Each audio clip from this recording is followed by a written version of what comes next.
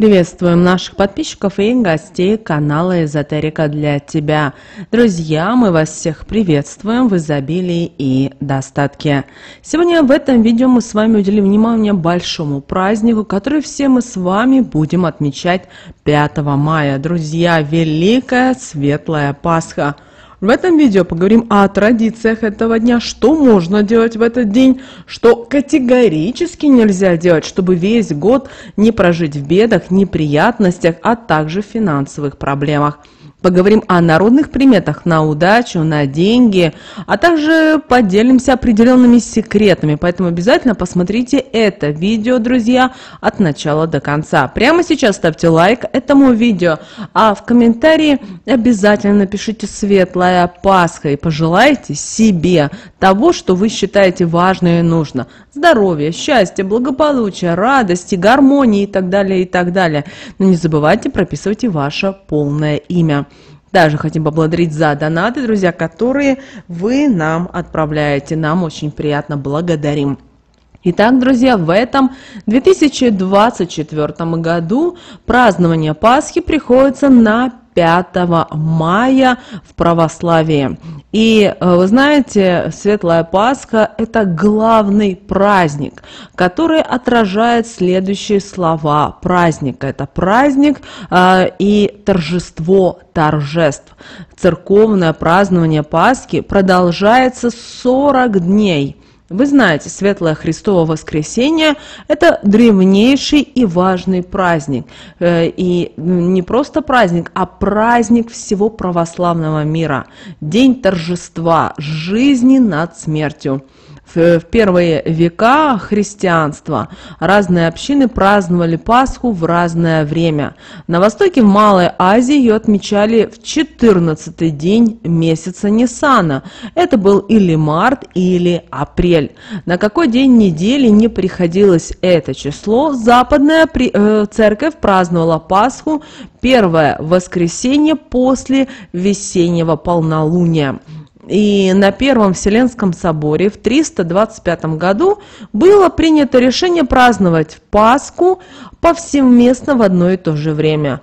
По Александрийской Пасхалии так продолжалось до XVI века, когда единство западных и восточных христиан в праздновании Пасхи и других праздников было нарушено. Календарная реформа Папы Григория XIII и Православная Церковь начинает определять дату празднования Пасхи по Александрийской Пасхалии.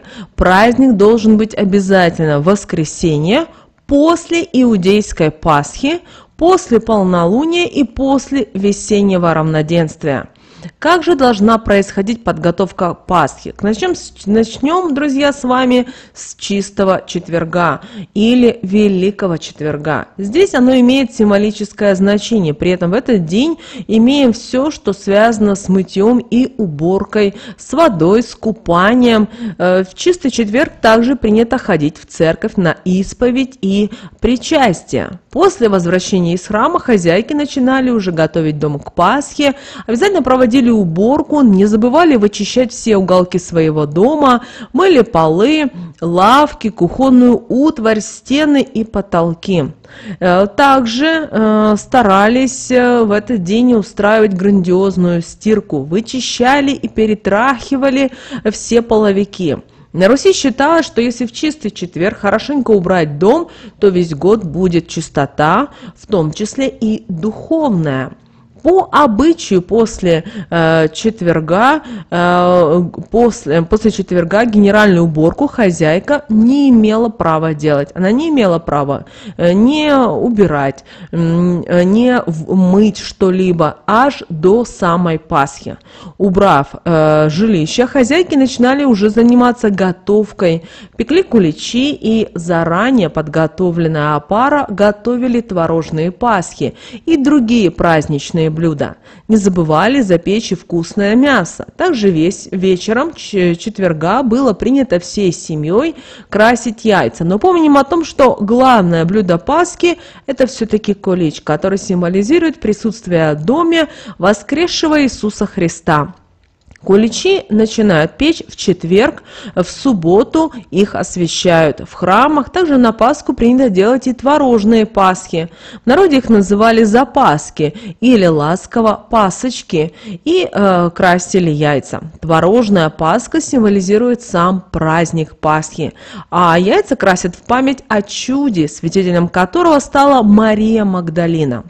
Далее нас с вами ждет Великая Пятница, когда женщины пекли куличи и пасхи и по традиции раздавали продукты беднякам в этот день. Среди верующих было принято воздержаться от пищи до выноса святой плашеницы, которая считается символом искупительной жертвы Спасителя. Согласно евангельской легенде, воскресший Христос время от времени посещал своих верных учеников во время их трапезы, поэтому апостолы, не зная, когда Иисус Христос придет следующий, всегда оставляли для него хлеб в середине стола. Затем хлеб, по-гречески артрос, для Иисуса стали оставлять и в храмах. Его освящали, ломали на кусочки и раздавали верующим. А поскольку дом и семья – это малая церковь, то на Пасху крестьяне стали печь свой собственный хлеб, который должен был символизировать воскресшего Христа в каждом доме. На Руси артос или хлеб получил название кулич. Далее у нас, друзья, с вами идет день Великой Субботы. Для верующих этот день ознаменован освящением пасхальных куличей, пищи для разговления Великую Пасху. В церквях совершается утренняя литургия Василия Великого, во время которой священники меняют темные одежды на светлые, уже праздничные. День Великой Субботы люди старались закончить все свои дела и прийти на вечернюю службу в церковь для встречи праздника Светлой Пасхи, которая символизировала избавление и от зла, и начало новой светлой жизни, и, конечно же, пасхальная служба, которая начинается в полночь субботы на воскресенье. И она исполнена духовной радости, и вся она торжественный гимн светлому Христову воскресению, примирению Бога и человека, победе жизни над смертью. Непосредственно перед Пасхой верующие собирались в храме, откуда в полночь и начинается крестный ход с громким пением стихиры праздника. Затем шествие подходит к дверям храма и начинается богослужение пасхальной утренней в день самой Пасхи. Было принято приветствовать друг друга словами «Христос воскрес», на что собеседник должен был ответить «Воистину воскрес». В каждом храме в этот праздник можно услышать слова, знаменующие начало церковной службы: «Христос воскрес из мертвых, смертью смерть поправь и сущим во гробеж живот даровав». После окончания праздничного богослужения православные христиане разговляются, то бишь угощаются освященными крашенками, куличами при храме или у себя дома. Традиционно первым продуктом, который надо съесть, было яйцо на Пасху. Дети устраивали покатушки, у кого яйцо дальше укатится. И пасхальное украшение в нашей культуре означает новую жизнь и возрождение. А сами пасхальные яйца катали по земле, чтобы земля была плодородной. В дореволюционной России пасхальными яйцами христовались, разбивая по очередности и разные концы, так же, как люди христовались трижды.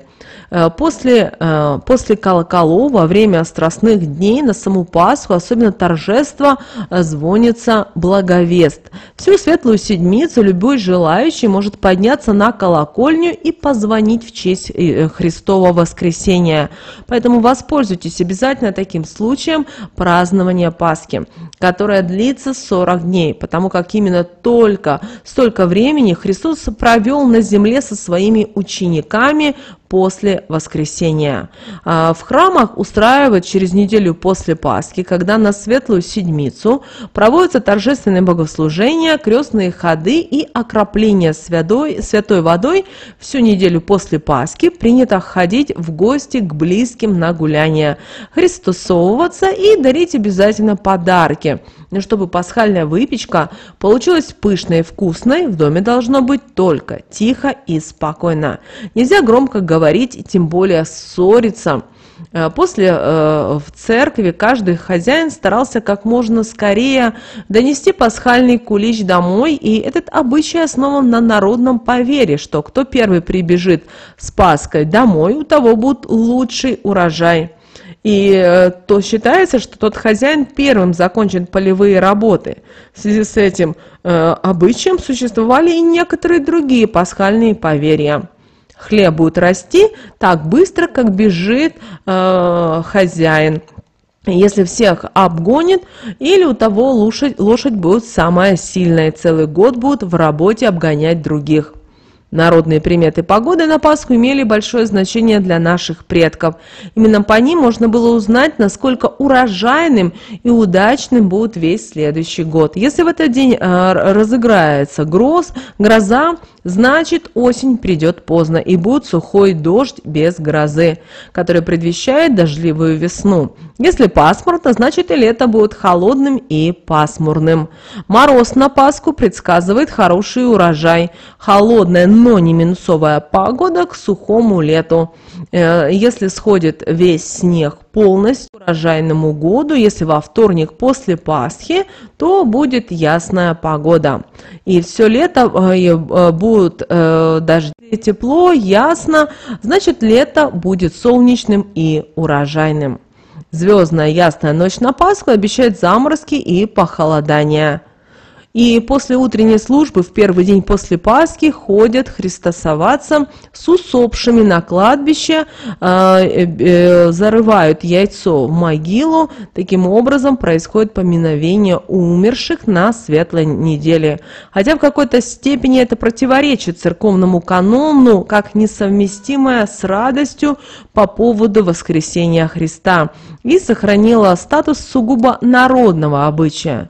Также существовало поверье, что в этот день открывается небо, и в продолжении всей светлой недели души усопших беспрепятственно переходят в нашу жизнь. Кроме того, они могут посещать живых своих родственников и знакомых. Считается, что они вместе с нами могут радоваться жизни и даже помогать давать определенные подсказки.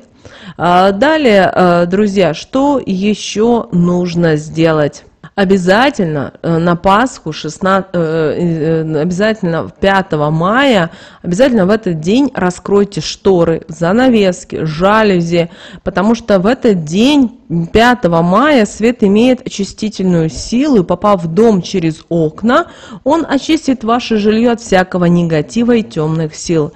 Хорошо, если будет накрыт праздничный стол с белоснежной скатертью. Пригласите гостей или же сами отправьтесь в гости. В старину бытовала и такая традиция, что с пасхального стола закапывали в поле, чтобы земля была особенно плодородной. Если же у человека нет поля, огорода и сада, то остатки с праздничного стола можно отдать птичкам, покормить диких птиц. В этот день к успеху профессиональной жизни стоит помириться с врагами или с теми, у кого возникла ссора. Это считается достаточно хорошим знаком. Теперь давайте поговорим о том, что же нельзя делать на Великую Пасху. Во-первых, нужно пребывать в радостном расположении духа. В противном случае считается, что если вы будете в плохом настроении, у вас будут слезы, то это вот такое вот состояние будет сопровождать вас еще долгое время. Также в саму Пасху не принято посещать кладбище, и традиция посещать могилы в этот день возникла во времена СССР. Однако правильно это делать через неделю, как правило, на Радоницу. Нельзя на Пасху заниматься и мытьем, уборкой, какими-то бытовыми делами. Исключение только какие-то экстренные случаи. А вот специальный поход в баню или в сауну лучше отложить на другой день. Также нельзя носить на Великую Пасху вчерашнюю одежду. Лучше надеть все новое и чистое. Это, конечно же, не касается верхней одежды и обуви. Также сегодня нельзя произносить магические слова, которые не сочетаются с православной Пасхой, которые могут навредить другим людям, и не полагается в этот день слишком долго спать. Несмотря на то, что все же праздник, когда можно расслабиться и отдохнуть, все же стараются встать пораньше, лучше с первыми лучами солнца или даже раньше. Помните, в Пасху не сажают, не пересаживают, не обрезают деревья и кустарники.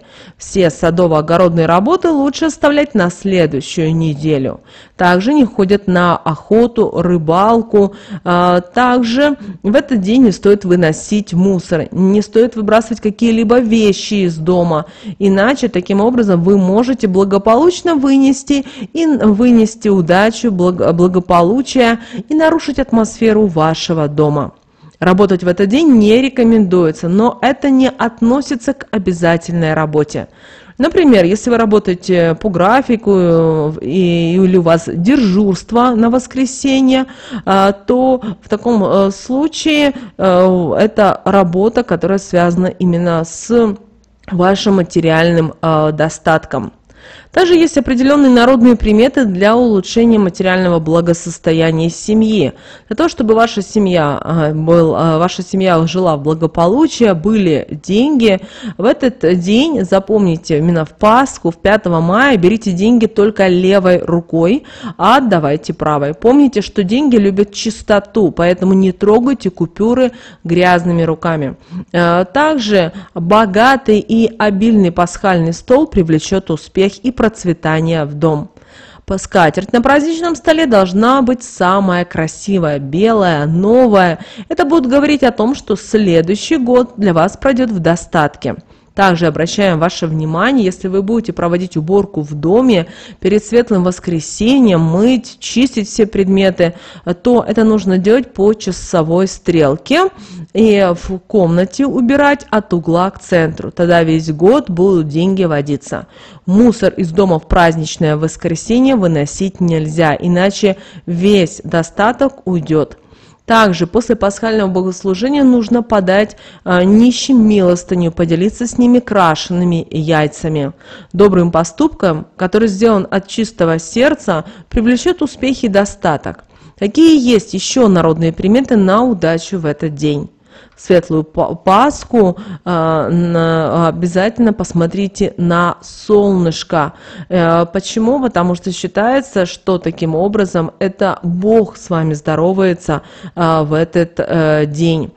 Кроме того, старайтесь как можно меньше спать, потому что таким образом вы проспите свое счастье, свое благополучие и достаток. Также не упустите случая подать милостыню в этот день. Считается, что на Пасху любой нищий может оказаться одним из апостолов или самим Иисусом Христом, который спустится на землю испытать человеческую доброту. Так что подумайте об этом. И наши предки верили в то, что в этот день нужно со всеми здороваться. И обязательно говорить «Христос воскрес» и «Воистину воскрес». Вот такой, друзья, очень важная и ценная информация мы сегодня с вами хотели поделиться. Друзья, прямо сейчас ставьте лайк этому видео, а на экране вы видите 2 всплывающих окна. Друзья, это следующее рекомендованное видео для вас. Нажимайте на то видео, которое вам на интуитивном уровне понравилось больше, и смотрите. Друзья, всех вам мыслимых и немыслимых благ. Услышимся с вами уже буквально в следующем видео.